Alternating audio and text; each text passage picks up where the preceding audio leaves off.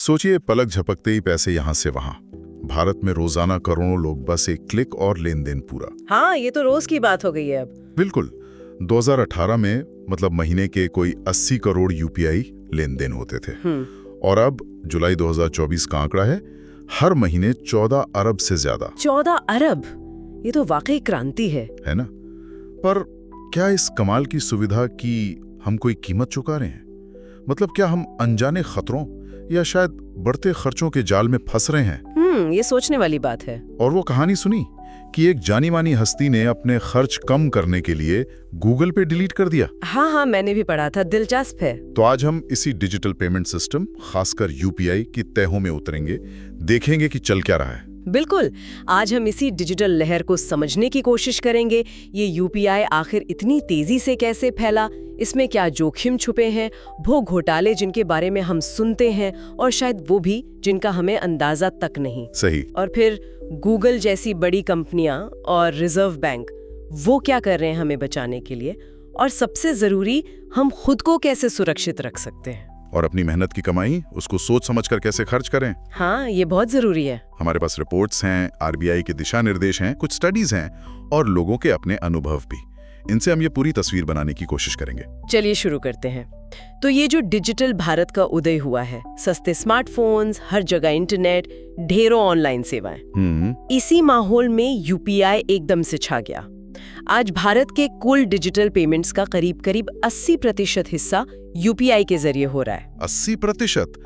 ये आंकड़ा ही अपने आप में बहुत कुछ कहता है। और इसकी कहानी के पीछे ना कई चीजें जुड़ी हुई हैं। जैसे? एक तरफ तो मोबाइल इंटरनेट का जाल फैला। जुलाई 2024 तक सोचिए 42 करोड़ से ज्यादा स्मार्टफोन यूजर्स। बाप रे। और दूसरी तरफ बैंकिंग सिस्टम ज्यादा लोगों तक पहुंचा। वो जैम ट्रिनिटी, जनधन खाते, आधार और मोबाइल। हाँ। जून 2024 तक इसने करीब 90 करोड़ लोगों को वित्तीय व्यवस्था से जोड़ दिया था। अच्छा। आरबीआई ने भी इसमें भूमिका निभाई। उन्होंने ये तय किया कि मोबाइल बैंकिंग, जिसमें यूपीआई आता है, वो वही बैंक दे सकते हैं जिनके पास कोर बैंकिंग सोल्यूशन हो। मतलब एक मजबूत सेंट्रलाइज्ड आईटी सिस्टम। फिलहाल ये सिर्फ घरेलू लेन देन के लिए है। तो मतलब सब कुछ बहुत आसान हो गया।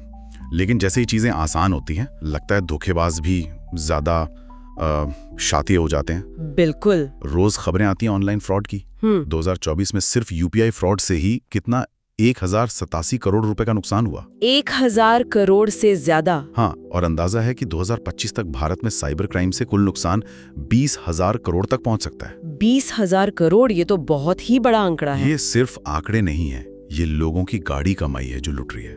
बिल्कुल। और अब तो धोखाधड़ी के तरीके भी क्या कहें, बहुत एडवांस्ड हो गए हैं।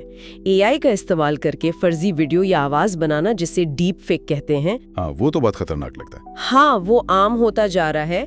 इससे ये पहचानना मुश्किल हो जाता है कि आप असल में किससे बात कर रहे हैं। और लोगों की चिंताएं भी वाजिब हैं। कुछ लोगों को ना ये गूगल पे या फोन पे जैसे स्टैंड अलोन एप्स पर शायद पूरा भरोसा नहीं होता। क्यों? उन्हें लगता है ये बीच में एक और कड़ी है, एक बिचौलिया। वो सीधे बैंक के अपने ऐप को ज्यादा सुरक्षित मानते हैं। अच्छा, ये भी नजरिया है। हाँ, और फोन खोने या चोरी होने का डर तो है ही। साथ ही जब फोन रिपेयर के लिए देते हैं, तब भी डेटा लीक का अंदेशा रहता है लोगों को। एक दिलचस्प बात और है, कई बार लोग किसी भी तरह की ऑनलाइन ठगी को सीधे यूपीआई फ्रॉड मान लेते हैं। हाँ, ये होता है। जबकि शायद वो क्रेडिट कार्ड से हुई हो, या नेट बैंकिंग से, या किसी और तरीके से, पर नाम यूपीआई का लग जाता है। सही कहा।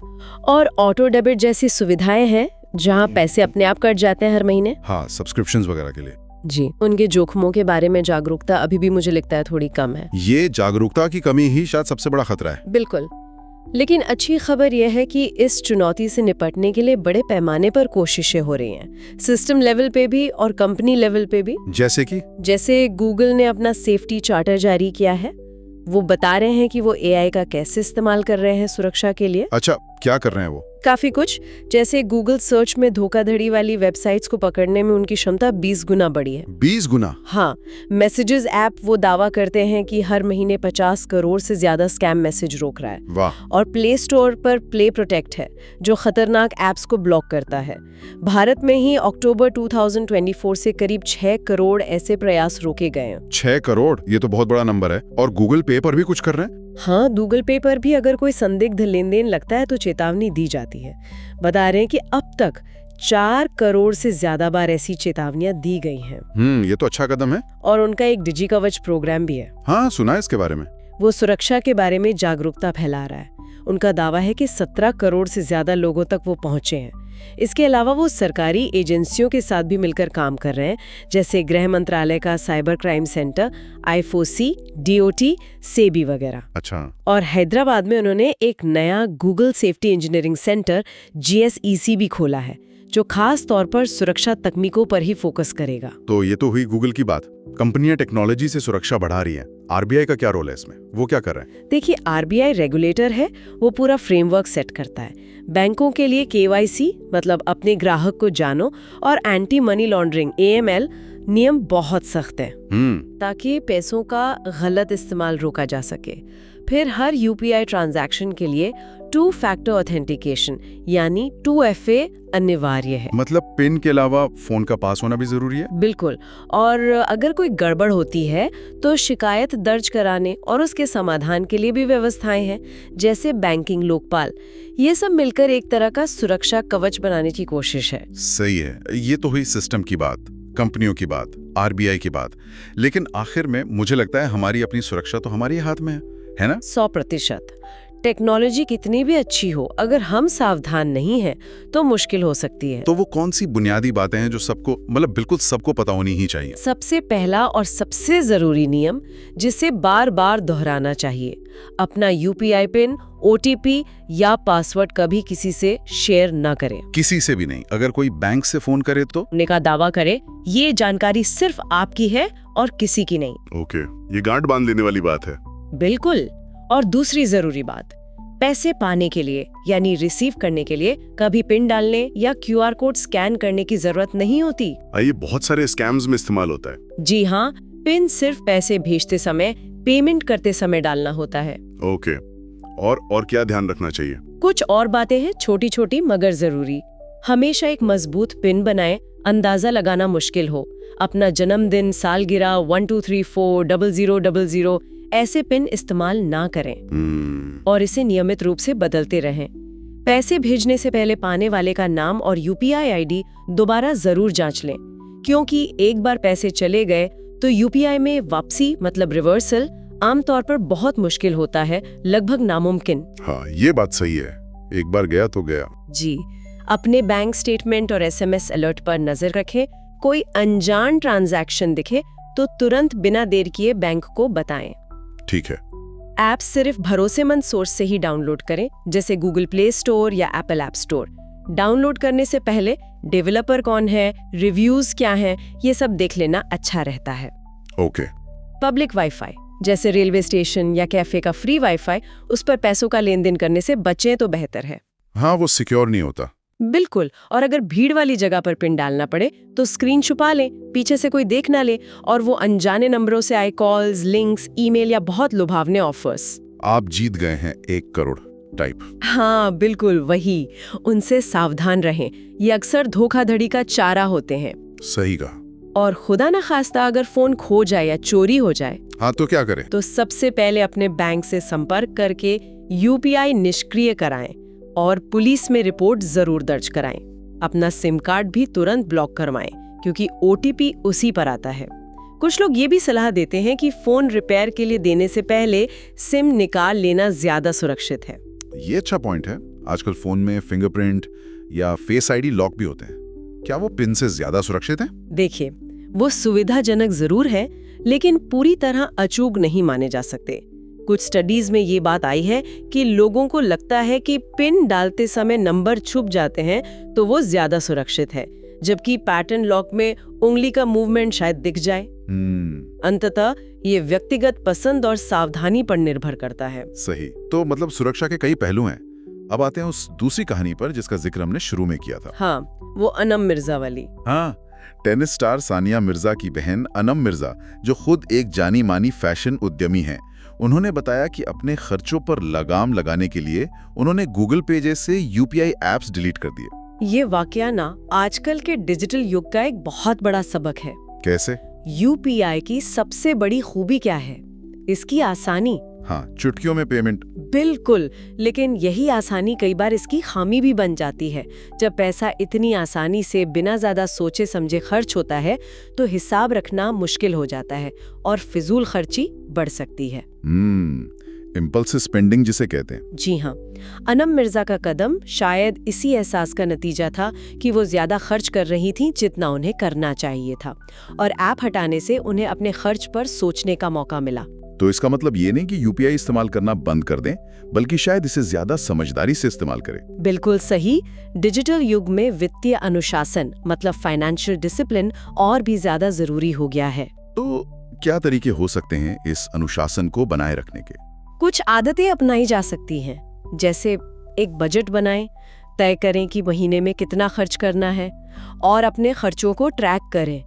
कई ऐप्स इसमें मदद करते हैं, या फिर आप चाहें तो पुराने तरीके से नोटबुक में भी लिख सकते हैं। हिसाब रखना। जी, खर्च की एक सीमा तय करें और कोशिश करें कि उससे ज्यादा खर्च न हो। कभी कभी जानबूझकर नकद या डेबिट कार्ड से भुगतान करें। जब पर्स से नोट निकलते हैं ना, तो खर्च का एहसास ज्यादा होता है। हाँ, ये बात तो है, ऑनलाइन में पता ही नहीं चलता। बिल्कुल। भावनात्मक खरीदारी से बचें। मतलब जब आप बहुत खुश हों या बहुत दुखी हों या बोर हो रहे हों, तब शॉपिंग करने से पहले 2 बार सोचें। कहीं आप सिर्फ मूड बदलने के लिए तो खर्च नहीं कर रहे। कोई गैर जरूरी चीज खरीदने का मन करे तो एकदम से न खरीदें, कुछ दिन रुके। इसे 30 दिन का नियम भी कहते हैं। अक्सर कुछ दिन बाद वो चीज उतनी जरूरी नहीं लगती। ये अच्छी टिप है। ऑफर्स देखें, जरूरत हो तभी खरीदें। सही। अच्छा, एक बात और सामने आई थी एक स्टडी में कि सुरक्षा सलाह के लिए लोग बैंकों या ऐप कंपनियों से ज्यादा अपने दोस्तों, परिवार या बस गूगल सर्च पर भरोसा करते हैं। हाँ, ये दिलचस्प फाइंडिंग है। ज्यादातर लोगों को बस वो OTP शेयर मत करो वाली बात ही ठीक से याद रहती है, बाकी टिप्स शायद उतनी नहीं। हाँ, ये दिखाता है कि भरोसेमंद जानकारी को सही और आसान तरीके से लोगों तक पहुंचाना कितना जरूरी है। सिर्फ बता देना काफी नहीं, उसे समझना और याद रखना भी अहम है। तो कुल मिलाकर देखें तो तस्वीर काफी मिली जुली है।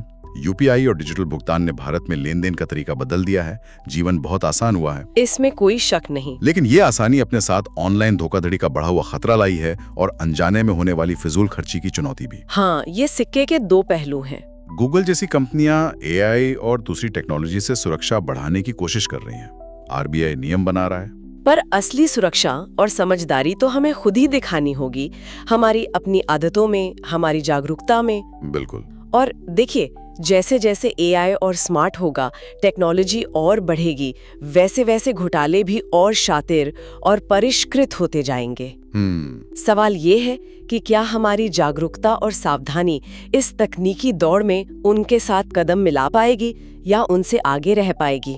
या फिर जैसा आनम मिर्जा के अनुभव से लगता है, जानबूझकर अपने व्यवहार पर ध्यान देना, थोड़ा रुक कर सोचना, वही सबसे कारगर तरीका रहेगा। शायद दोनों का संतुलन जरूरी है, टेक्नोलॉजी का सही इस्तेमाल और अपनी आदतों पर कंट्रोल।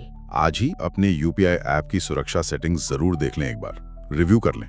हाँ, ये अच्छा रिमाइंडर है। और जाते जाते एक सवाल सबके लिए छोड़ जाते हैं, क्या डिजिटल दुनिया की ये जो बेहिसाब सुविधा है, ये जो आसानी है, कहीं हमें धीरे धीरे लापरवाह तो नहीं बना रही? सोचने वाली बात है। इस पे सोचिएगा जरूर। और हाँ, अगर आपको ये चर्चा, ये गहरी पड़ताल काम की लगी तो इस चैनल को सब्सक्राइब करना ना भूलें। जी हाँ, जरूर करें। हम देखते हैं कि बहुत से लोग हमारे वीडियो देखते हैं, जानकारी लेते हैं, पर सब्सक्राइब नहीं करते। आपका एक क्लिक, वो सब्सक्राइब बटन दबाना, हमें ऐसी ही गहरी और जरूरी जानकारी आप तक लगातार लाने की हिम्मत देता है, प्रोत्साहन देता है। तो प्लीज सब्सक्राइब करें।